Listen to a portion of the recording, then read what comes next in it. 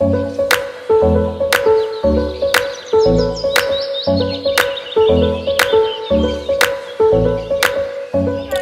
back to my channel. Thank you so much for watching.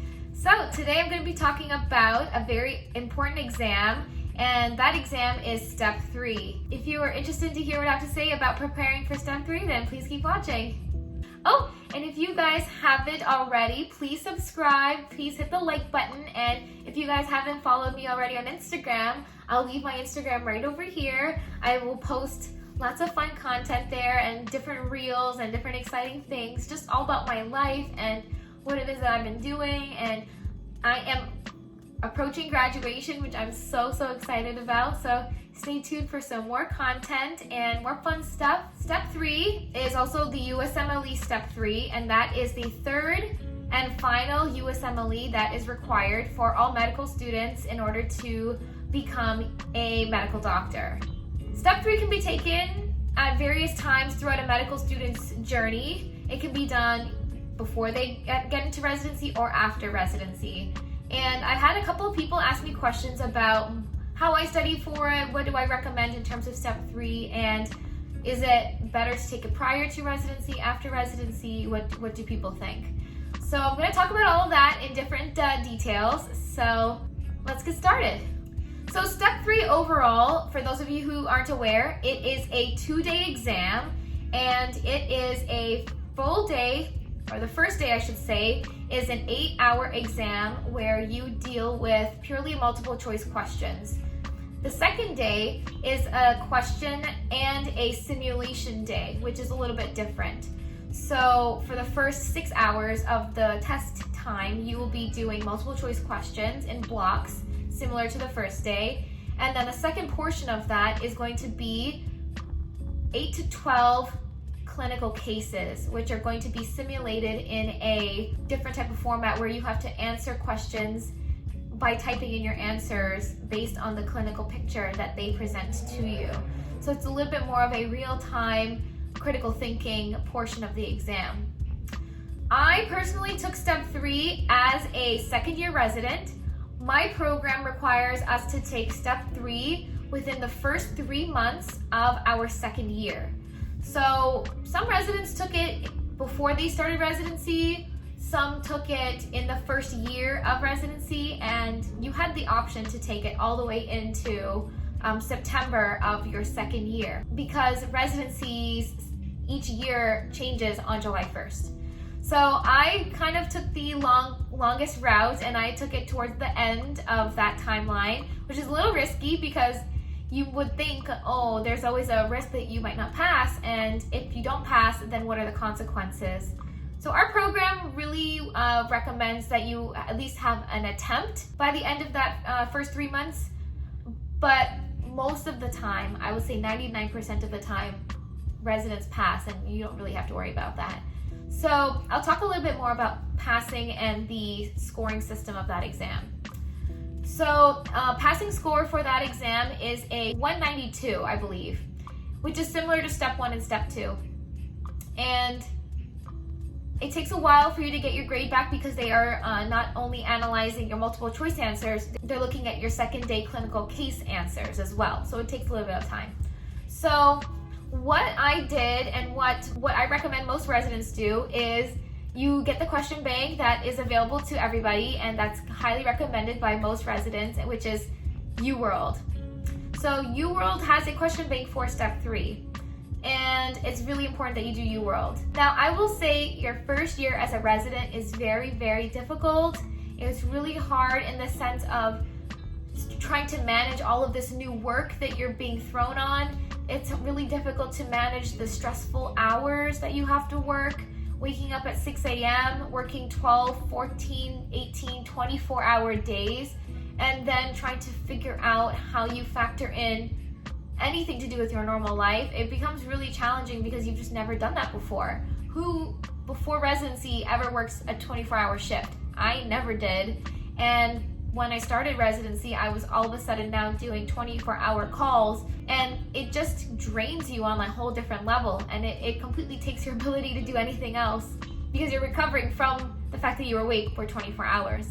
And with us, our situation was that sometimes it was never just 24 hours. It would be beyond that. So you would be working sometimes 30 hours and definitely violating any hour limitations that you have. But it's what had to be done.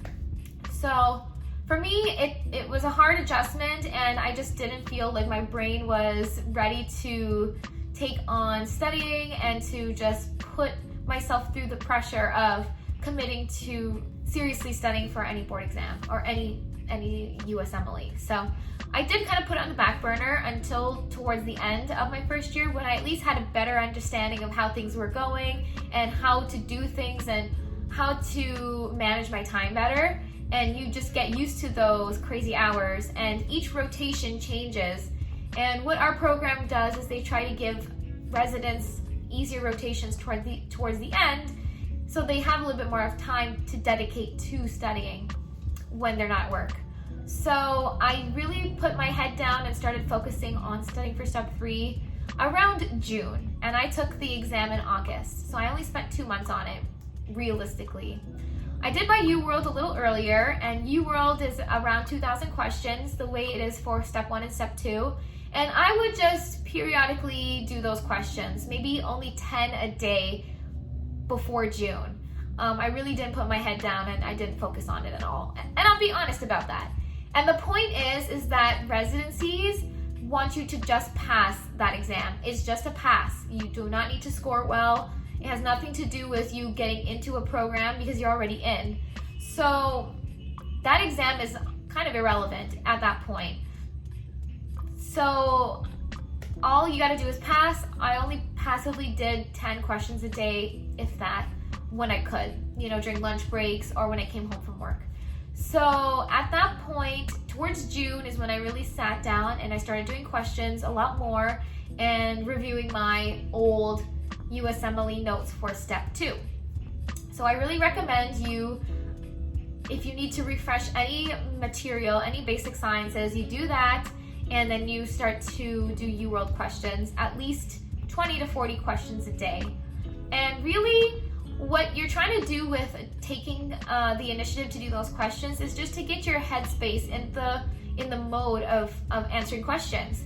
Because this exam is 2 days of multiple choice questions, it can be quite draining. So you need to kind of get yourself in the headspace of taking so many questions and training for that marathon that I've always told you guys about. So the first day is 8 hours. I think it's like 6 blocks of 40. And then the second day is 6 blocks of 40 questions and then your clinical cases. So you do need to train yourself to just be in the mindset of reading a question, making sure you understand what they're talking about, and then knowing how to approach answering questions. So I will say that the Usmle step 1 is very basic science heavy. They're going to ask you, what is the receptor in the situation? What is the step in the Krebs cycle? What is the enzyme that's deficient? What is the anatomical nerve? That's more step 1. Step 2 then becomes, this is the clinical picture of what has happened. What is the next step? What's the next thing you want to order? What would be the most appropriate test for this condition? They want you to know and understand what is the next thing you're going to be doing in the future when you encounter this scenario. Step 3 is kind of a jumble of both, and on top of that, it really goes into different questions that you never really think about, which is, what is the most likely risk factor that contributed to this problem? Or what is the most likely outcome based on this treatment? It's very different conceptual questions about clinical outcomes that you don't necessarily get prepared for, and you do kind of have to answer these questions kind of blindly. For those of you who write the exam before becoming a resident, you may not be in that headspace to answer those types of questions. Those of you who are residents and are unsure about this exam or taking it, or if you've studied hard enough, I will say that as a first-year resident, completing at least 6 months of first-year residency, you will 100% pass this exam without doing anything more than being a resident. Because you're thrown into this medical environment where you're learning up on tests, you're looking at different orders, and you're going to be in outpatient clinics where you're seeing patients, and your preceptors are going to be pimping you on these types of questions. And you will just be learning this from experience, And I found that being a first-year resident pretty much guaranteed me a pass. So that's reassuring. Not to say that you still don't have to study, but the amount of time and effort you can really put forward into these exams goes way down when you're a resident.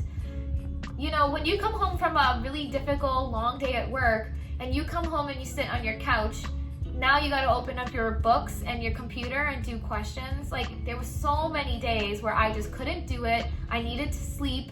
I wanted to watch my TV shows. I needed that tub of ice cream. I ate many tubs of ice cream as a first-year resident. And you just need to relax. There is no way about it. And you shouldn't force yourself to study when you're that drained and you just need time to rest. So I really didn't push myself, and I don't think any of you should. If you're already a resident and you're already in such a tough schedule, you just cannot do it to yourself, because you'll be so miserable, and you don't want to do that. These exams are very crazy with how they ask questions, but they know and they're testing you, but at the end of the day, you will pass. I really want to stress that, like, you will pass. Especially the second day questions and the clinical cases. Being a resident at all will already train you to answer those clinical cases. You do not need to get new programs or buy any new question banks to be able to do those simulations. I only use the UWorld one just to get a feel of the type of the program and where you click to do things, just about using the software. But without studying at all, you can actually get through that whole clinical case portion, not have to worry. Because I guarantee you, in that first year, you will have seen those cases and you will have treated those patients, both inpatient and outpatient. So that's what I have to say about it. If you're taking it after residency, put the effort in when you can and do the questions and study and practice step 3's UWorld questions. But take it when you're ready and you will do okay. All you have to do is pass. That's literally all you have to do. If you're taking it before you start residency, let's say you find out you matched in March and you start in July, you have a 2-month, 3-month window, and you want to take it at that time, that's perfectly fine. And definitely you should prepare and study for it the same way you did with step 1 and step 2. You have to do what I said, review your notes, do the UWorld for step 3 so you get an idea of what the questions are like. And remember, they're going to be asking you basic science questions about the next steps, and like more forward thinking about what to do in the future for these cases. And then the third part is now going back to risk factors, lifestyle modification, what are the most common treatments and what are the clinical indications for using either one. There are drug ads in the exam, which you have to kind of practice how to interpret them and what are they trying to gain by asking you these questions. Make sure you practice statistics because you will get questions. They weren't that bad, but there were things you gotta just practice a little bit. Doing the table, learning about sensitivity, specificity, you'll get questions on that, and there's never more than like 1 or 2 per block. If you can take the exam and pass it before you become a resident, that is honestly amazing, and I wish I had done it when I think back. Although I did want to enjoy my free time when we could go out and have fun. I traveled and I really was partying in those last few weeks before residency. But before you become a resident, look at in the contract, where does it say how long you have to take step 3 when you are a resident. Some residencies say you have to take it in your first 6 months, and some say after a year, some say in 2 years, some say before you graduate, which is awesome. But remember, the longer the time that it takes for you to do it, the more you're gonna forget, and it just will increase your stress level. Because I am saying, as a resident, you will do well, you will pass, but you wanna keep your anxiety and your stress under control. I really recommend you taking it prior to starting residency, just because then you don't have to study at all. You'll be free to enjoy your time when you have the time off, and you'll be ready to learn and absorb everything, and you just don't have the stress in the back of your mind that you still have to do the USMLEs. Like I said, I did just take my ABFM board exam, and those exams are different than the USMLEs. The USMLEs are very, very different and very strategic, stressful exams, because they're trying to make sure that you understand very, very core concepts. And they want to weed out people that don't understand them and can't put it together. The medical school process is very competitive, and these exams are the deciding factors. If you guys have any questions about step 3 and what else you want to learn from it, please let me know. I can talk about these things all day long. I love it. And I'm really just trying to help you guys and to give you guys as much information as possible. So thank you so much for watching. I hope you guys have a wonderful weekend and stay safe, and I will see you guys next time.